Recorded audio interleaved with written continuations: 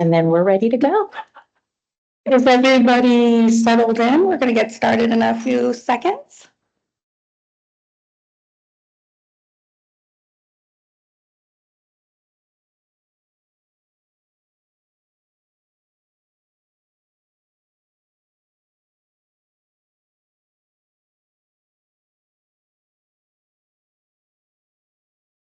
So did everybody grab a little snack or a cookie before they sat down? I saw that you brought some, Mindy, so thank you very much.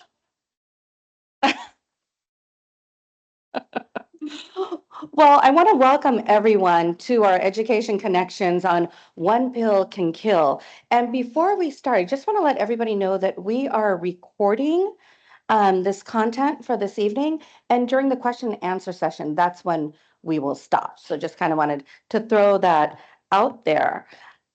So let's get started. So first, I'd like to introduce Mindy up to the podium here. Thank you.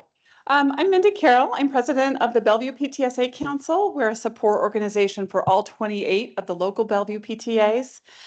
Your PTA dollars, a membership, helps support programming like this that we're so excited that we can partner with BSF and Bellevue School District to bring you educational events like the one we're having tonight. Thank you for being here. Thank you for learning how to keep all of the kids in our community safe. Thank you, Mindy. So my name is Susan Ishian, and I am the current president of the Bellevue Schools Foundation. So we just wanted to thank everybody for being here, as well as the PTSA Council for partnering with us for us to be able to bring you this Education Connections. And just a little information there in regards to the impact that your dollars make. So total donations this year is $935,131 to support vital programs in the Bellevue School District. Focus on mental health, we did 200,000 and allocated specifically for our mental health support. And if you want to take a moment, you can definitely click on that QR code and help us get to our goals for this year as well, for 2025. And I wanted to let everybody know that we do have other education connections that are happening. You can definitely find all of this information on our website. And moving on, I would like to invite our Bellevue Schools Foundation student ambassadors to kind of share what the monthly GEM campaign is. Hi, my name is Max Yin, and I'm currently a junior at Bellevue High School. I'm Sadie Doctorman, and I'm also a junior at Bellevue High School. So the GEM Club is basically a club every month. It stands for Giving Every Month, and we're just looking for people who are willing to donate every month, whatever they're able to afford to help others, and it comes with a lot of benefits. And joining today, you'll get this really special, beautiful swag bag. You see, it's exclusive GEM merch. Look at this tote bag. You can wear it anywhere. And it comes with special items just for today for joining. You get the one and only Giving, the Intergeneration book. Then you also get a really delicious Martinelli drink. So thank you, and we hope we can get some donors tonight. Thank you. thank you, Sadie and Max. So topics for tonight's presentation: medical information on fentanyl and Narcan, Bellevue Police, what we are seeing locally, and fire department. Yes. Yeah. What information is being taught to the students about opioids, Youth Eastside Service information on how to speak with your students and why students take this risk.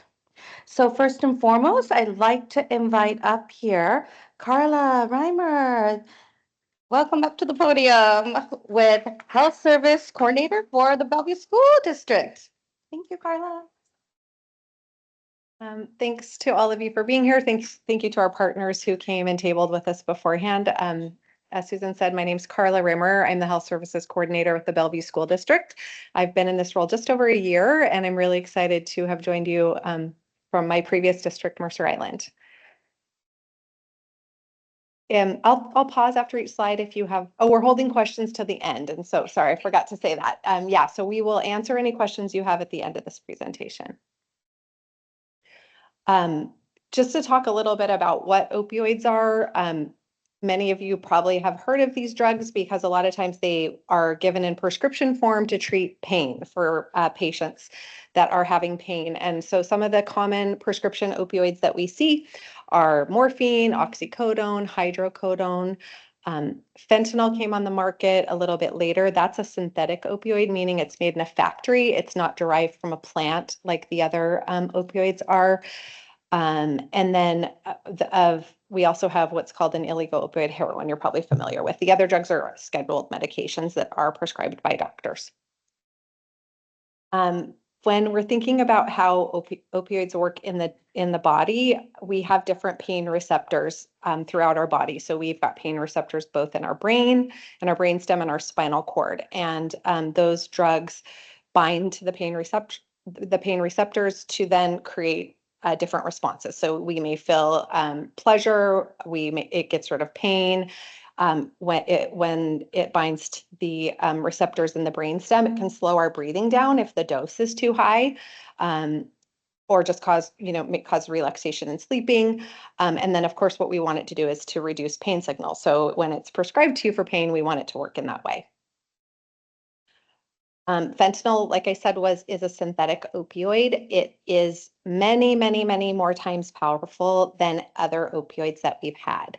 And most cases of recent fentanyl-related overdoses are due to the fentanyl being made illegally.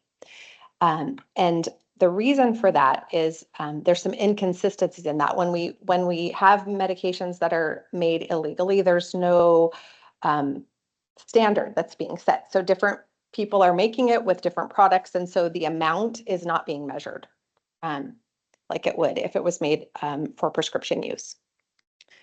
It only takes a little bit of fentanyl to be deadly. If you look, that's just a tiny bit of fentanyl on the end of a pencil tip. And a lot of times fentanyl, when it's distributed illegally, it can look like candy. So it could be appealing to kids, it could be appealing to youth.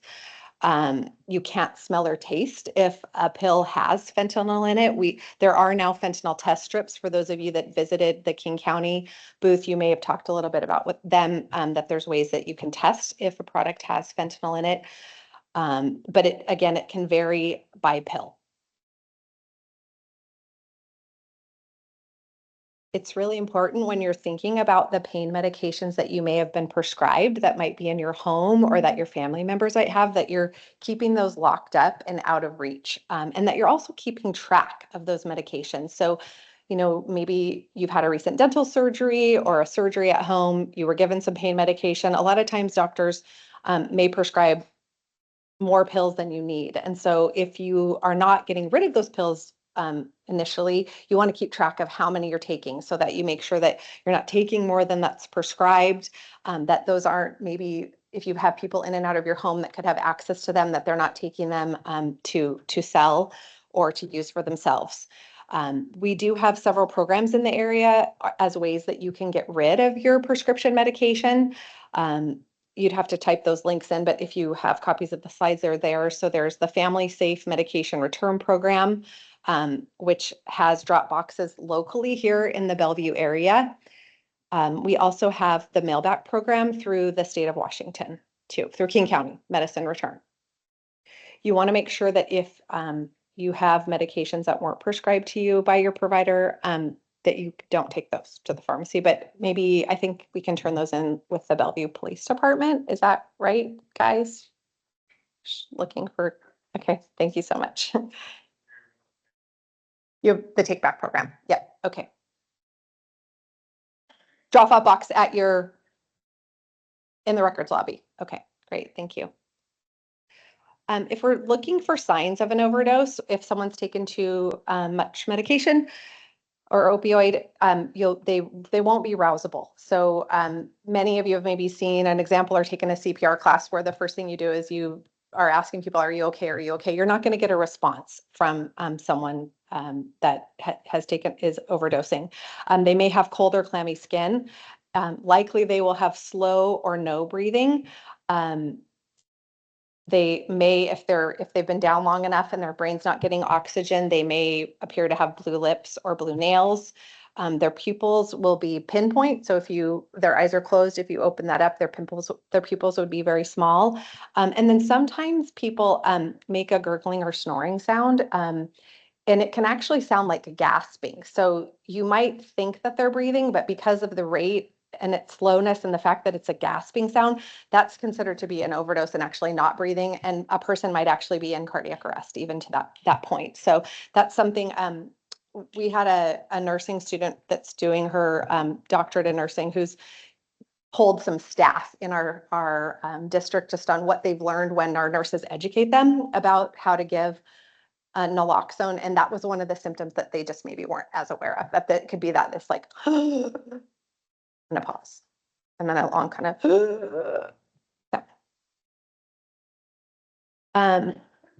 So naloxone actually, the branded name for it is Narcan. If you buy it in a pharmacy, this is what it usually looks like. Inside each box, you have 2 Narcans that you can give. The way that this medication works is that it binds to the opioid receptors and it can actually reverse and block the effects of opioids. So what that would do then is if someone has stopped breathing because you're blocking the effect of the opioid, a person's going to start breathing again. So if someone has had an overdose from an opioid and they're given naloxone, they usually wake up. If you give it and they don't wake up the first time, you can actually give a second dose.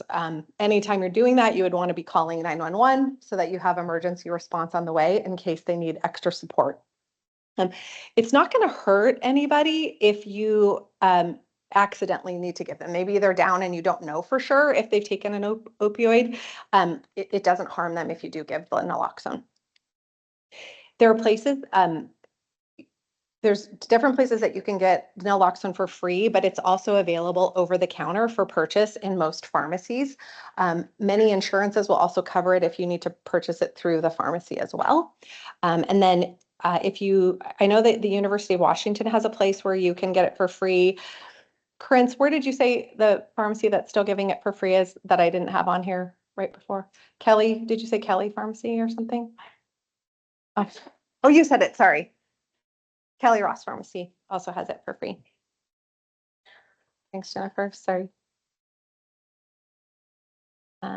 Okay, I did bring a little demo for you. So this is what once you take the naloxone out of the package, it looks like this. This is a trainer. The person that you're usually giving it to is usually on the ground, so they would be flat. Let me get back to the computer. So you would insert the thing just like you would a Flonase or another nasal medication right into their nose, push the plunger, and then give it firmly and make sure that you've told someone to call 911 so that you have help on the way. You can also start doing rescue breaths or CPR as well. If they're not responding, you want to be doing that and also asking for an AED. In the state of Washington, we passed a law in 2010 that's called the Good Samaritan Law. This provides legal exemption for people. So if you are acting in good faith and trying to help someone, you're not held liable. Also, that means that if you're using drugs and alcohol illegally and you call 911, when somebody needs help, you cannot have drug possession charges pressed against you or the person that's taken the drugs. And when the police arrive or when EMS arrives, you need to just make sure that you tell them that you were the one who called 911. Thanks to a grant from the Bellevue Schools Foundation, we actually placed Narcan boxes in every one of our school buildings last school year. If you want to see an example of that, there's one just right outside to the left of the door next to the AED. We've placed them in elementary, in middle school and high school, our choice schools, our central office buildings. And we did that ahead of the law change, which recently the Washington State Legislature passed a law requiring schools to have Narcan in every building, but Bellevue School District was ahead of that requirement. And so we've had that every year, and then we are just checking to make sure that the boxes are stocked at all times and we replace them as needed if someone's maybe taken one for their own use. That sometimes happens. Next up, I'm happy to introduce Billy Allen, who is part of the Bellevue Fires Cares program.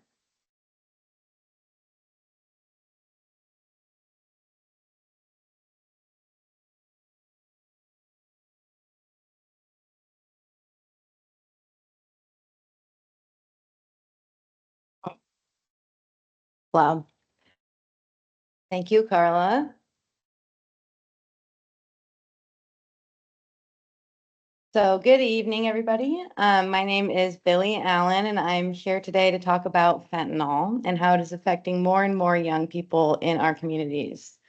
I work with Bellevue Fire Cares. My role is the opioid and overdose outreach coordinator, and I aim to raise awareness, provide education, and most importantly, help prevent harm. This isn't about scare tactics or blame. It's about making sure young people and their families have the information and resources that they need to stay safe. So, Carla touched on this a little bit, but we'll probably have some duplicate information here. So what is fentanyl? Fentanyl is a synthetic opioid that is up to 50 times stronger than heroin and 100 times stronger than morphine. What makes fentanyl especially dangerous is that it's often mixed into other drugs without people knowing, leading to unintentional overdoses. In our community, fentanyl is most commonly found in counterfeit prescription pills designed to look like real medications such as Percocet, oxycodone, Xanax, and Adderall. We have also just anecdotally been seeing increasing amounts of just powdered form of fentanyl rather than pills. The reality is that you cannot tell a pill by looking at it, whether it's fentanyl or not, or what if it contains fentanyl or not. They're designed to pass as other drugs. How is fentanyl reaching students? This has kind of mind-boggled me as someone who has a history of working with adults. I have seldom worked with children, and it seems like how is such a serious drug getting to our kids, and it is the same methods that like we've always had, plus yes, social media and stuff, but it's not it's let me share a little bit more. It's not something that you like just find in street drugs. It's showing up in places that people aren't expecting it. So peer sharing typically is how our students are going to see it the most. Students aren't actively seeking fentanyl, but may take a pill from a friend, not realizing it contains fentanyl. They may assume it's a prescription medication or something else, something safe. Some illicit drugs, such as cocaine, MDMA, or counterfeit painkillers, are unintentionally mixed with fentanyl, exposing people who were using another substance. So that's like a cross-contamination. So somebody meaning to use Molly or some like a party drug, and it is laced with fentanyl. I know we like to think that none of our kids are doing party drugs, but they are. Counterfeit pills. So many students think they're taking a real prescription pill, like earlier, but it's laced. A lot of these pills are pressed and look in pill presses that look much like other pills. And then, of course, there's also social media and online sales. That is just the way that the world works now, but it's also not necessarily reaching your kids like there's some major pipeline that way. Think of it as like drug dealers. They can find you online. They might also be able to find your kids, but I'm not personally seeing that as a major targeting avenue. But yeah, monitoring social media and usage of that is definitely something to keep in mind. So you'll hear shortly from Youth Eastside Services about a recent student survey confirming that fentanyl is one of the substances being used by students. So this tells us young people in our community are encountering fentanyl firsthand, whether intentionally or unintentionally. It reinforces the need for education, harm reduction, and access to life-saving tools that can reduce the risk of overdose. We also know that students often don't realize how lethal fentanyl is or how small an amount can be deadly. Some believe that they can tell the difference between real and fake pills, but in reality, counterfeit pills look identical to legitimate prescriptions. These misconceptions highlight why the education piece is so critical. Um, Speaking to harm reduction and prevention. So we know that harm reduction strategies save lives. Instead of just telling young people not to use drugs, we need to provide real tools that help keep them safe. So at our table out in the other room, we have some fentanyl test strips. These allow people to check if a substance contains fentanyl before using it. So if you know you are going to intentionally be using a drug, that this is a tool for that. It just tests for the presence of fentanyl. It doesn't test for like potency. We also have Narcan in the other room. It's an opioid overdose reversal medication available at the school. Every school, home, and student should have access to this. It's safe, effective, and easy to use. So also peer education matters. Many teens learn about drugs from friends before they hear about them from adults. If students have accurate information, they can look out for each other and prevent harm. So open conversations are key. Fear-based messaging doesn't work. If young people feel like they'll be punished for being honest, they won't ask for help when they need it. Parents, educators, and students need to be able to talk openly about this.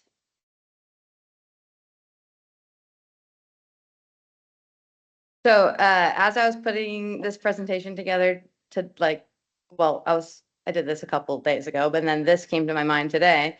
It didn't occur to me until the last minute, but I should ask my own parents what they would have wanted to know about fentanyl use, because my older sibling struggles with opioid use and has for many years. My parents continued to live through the fear and uncertainty and the lessons learned along the way. So this morning I reached out and asked them, as parents of someone who struggled with addiction, what do you wish you had known back then?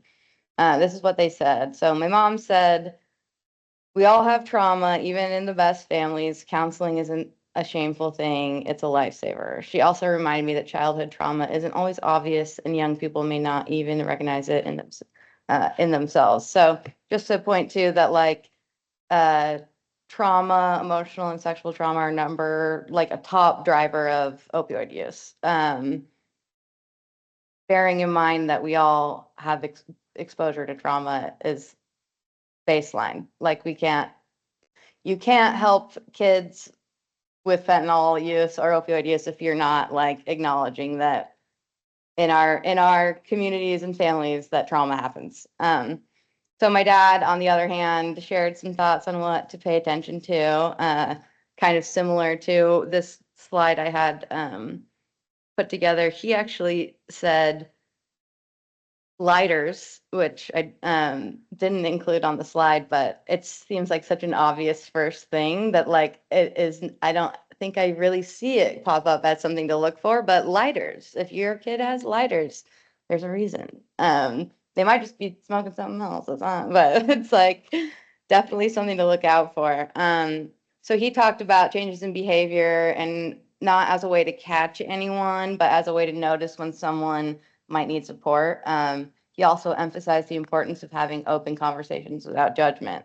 So one thing that really stood out to me, he said, engage in activities that your children enjoy. And then in parentheses, he wrote, not necessarily the ones that you enjoy, which hilariously looks like threw me back to my childhood and like doing all the outdoor activities that my dad wanted to do and not necessarily being great at them myself.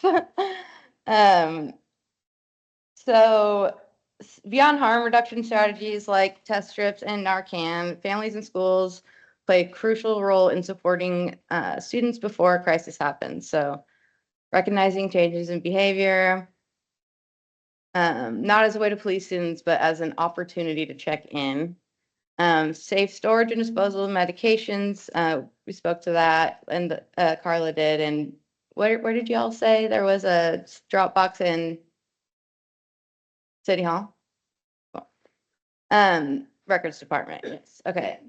So keep prescription meds locked up and properly dispose of unused ones. Talk about risks early. The first conversation should happen before experimentation, not after. Support students who need help. Offer non-punitive pathways for students struggling with substance use. If they fear punishment, they may not seek help at all.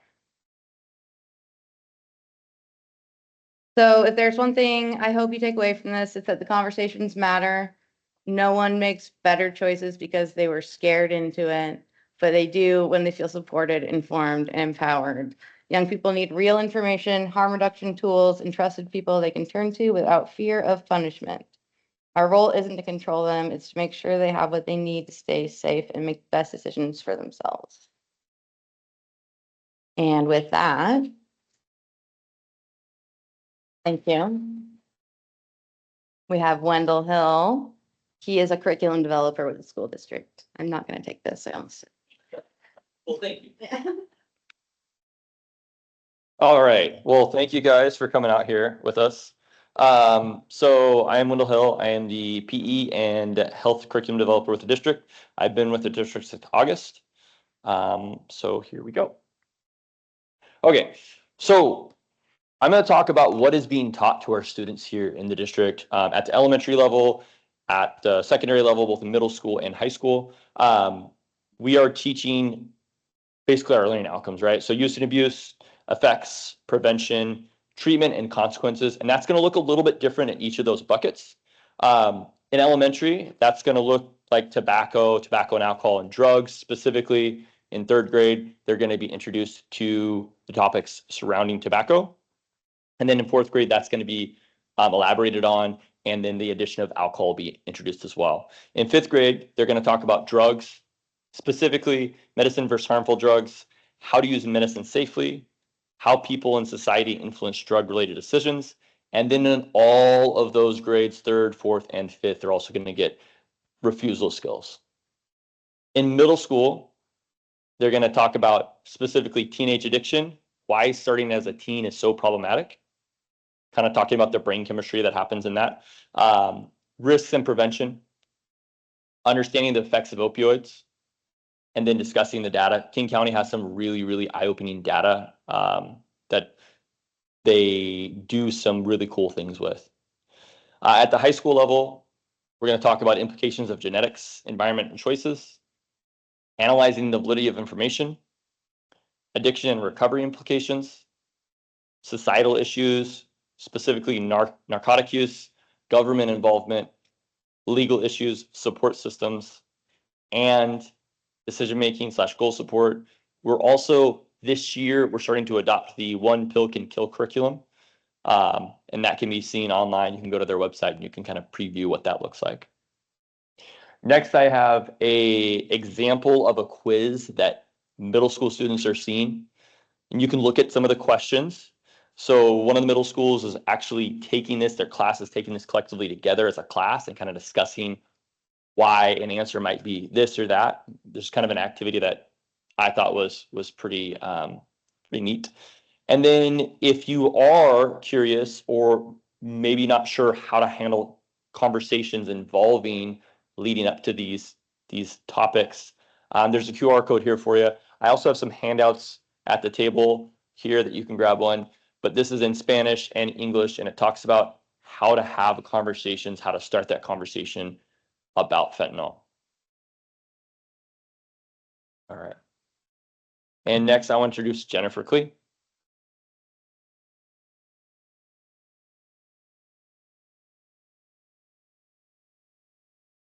Everyone, I'm Jen Klee. As some of your students might know me as their drug counselor. I've worked for YES for the past 5 school years. Interesting enough, as Billy stated, I did do a survey in our health classes. So that is 10th grade high school. And this was 2 of our 4 major public high schools. And I will let you know that this high school was not Sammamish. So there's 3 other high schools that I am talking about. So they were given a survey, and it was 2 random BSD high schools and anonymously 10th graders. And our total was 247 students took this test. So one of the questions on there was, have you ever been offered the opportunity to use a substance? And these were the examples: cannabis, nicotine, as a pen or as a vape, alcohol, ADHD meds, cocaine, LSD, shrooms, ecstasy, Xanax, painkillers such as Oxycontin, Percocet, heroin, and fentanyl. 45% of them said yes. 55% of them said no. Next one says, which of the following substances have you or a friend even tried just once? Because today's topic is about fentanyl, that was the one that I mainly focused on for presenting to you guys today. However, alcohol, nicotine, and marijuana were the very, as we suspected at YES, are the top ones that our kids are using. So 3% of students said yes, that they have tried fentanyl. So my question to our public is this a lot? So to me, I would say yes. Any amount of fentanyl being used by any one of our students is too much for our community. When I've asked students, have the adults who you live with ever talked to you about drugs or alcohol since starting high school? 68% of them said yes, and 32% said no. So what can we do as parents, and how can we help our students? So first, we need to talk about and address why adolescents take these risks. We have to remember that they are still kids and that they're still working from the middle part of their brain. So what type of cultures and environmental factors are involved with this? Then we need to look at the development stage that our kids are at, and that is a natural part of being a teenager to take risk. And then all teens want to be individuals, even though most of the time they end up looking exactly the same. But that they are each unique. So what we have here is kind of a way for you guys to present as a family, how you would start a conversation. So first, we always want to address and let our kids know that we would like to have an open and honest communication. This is when we need to remove judgment and punishment. You want to create a really comfortable environment. So for some people, it might be having it in the family room and calling that family meeting. For other people, it might be sitting on your kid's bed and having an open conversation with them, especially if you have young ones that you don't want to have the same type of conversation as you would with your high school student. And then you might want to just ask them, what do they generally know about opioids? Sometimes when you ask students what they know, they sometimes know a lot more than what we even think that they know. When you're explaining what fentanyl is and how extremely potent and dangerous it is, it's important to talk to them and listen to your student about what they know with this. Looking on Google and finding real stories and statistics, letting them know that it is happening here, and encouraging them to ask questions. And it's okay for you to say that you don't know.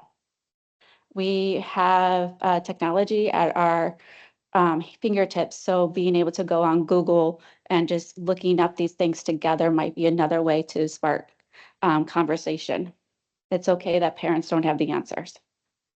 And then we want to discuss peer pressure, or what I call peer influence, and teaching them how to make an informed decision. Being able to provide resources for further information, not only for you guys, but also for your students, is something that YES and other community organizations can help you guys with. So when we're setting the stage, sometimes when we're doing this, it's very hard to be like, we're going to have the family meeting right now. One of the best things I always tell my parents are to say, hey, I went to this thing. I want to talk to you about what I learned. I know today might not be good, or this week might not be good because you're busy with tests or sports or whatever is going on, but set a time. Hey, by Saturday, by this time, we're going to have this conversation. Letting them know to be aware that we are going to have a conversation. Making sure they know that it's a safe space and it's time to talk. Start with just general information about opioids. What do you know? What do you think you know? And then of course, sharing real stories and information that maybe you learned here tonight. Create a judgment-free area.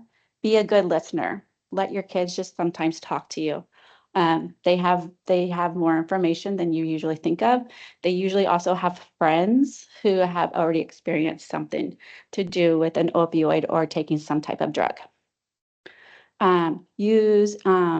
Be empathic when you're communicating. So put yourself in their shoes, remembering that you were a teenager once before too, and think about how hard it would be if you were the teenager. And then always try to choose a right time. This is what's important to most of it is no distraction. So if there's young kids at home, if they can maybe be with another parent or another family member while you have an important conversation with your older kids, might be something that you could try to arrange.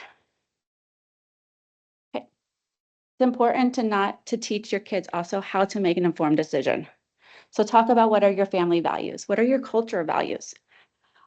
Putting that into play when you make an informed decision, letting your kids know what is allowed and what is not allowed in your house, and then teaching them how to consider proper consequences. And then always set priorities. What do you want to get most out of your high school experience? Where do you want to go moving forward? So what is your plan for college, or what is your plan for the future in general? And then make a plan for a contingency plan. So this is like if you ever get into a situation where you're around drugs or alcohol and you need to call home, I won't be mad. Just come home safe. And these ways should be able to help you help your kids and practice them. Practice giving different types of scenarios, because when kids practice it, then they have a way to have an answer quicker. All right. And so how can YES help? So YES, we offer a free Zoom alcohol and drug education class for parents with students 12 and over. So we encourage both our parent and our student to attend it. It is offered once a month. You can go to our YES website to register for it. We allow walk-in appointments. We have assessments available, group support, parent support, individual counseling, and we also even have school-based counseling that I myself do along with my partner, Krista. She does mental health counseling and I do substance abuse counseling, and we have this in each and every high school that we have here. So feel free to always contact us, and you guys are welcome to stop by our table to get more information. Thank you.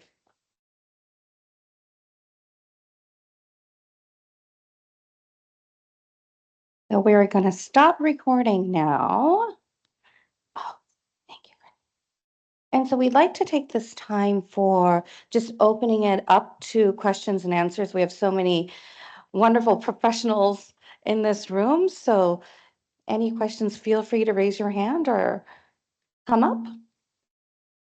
Maybe we can invite our presenters up front here. And then we can have our parents see if there's any questions out there. Oh, we have a question.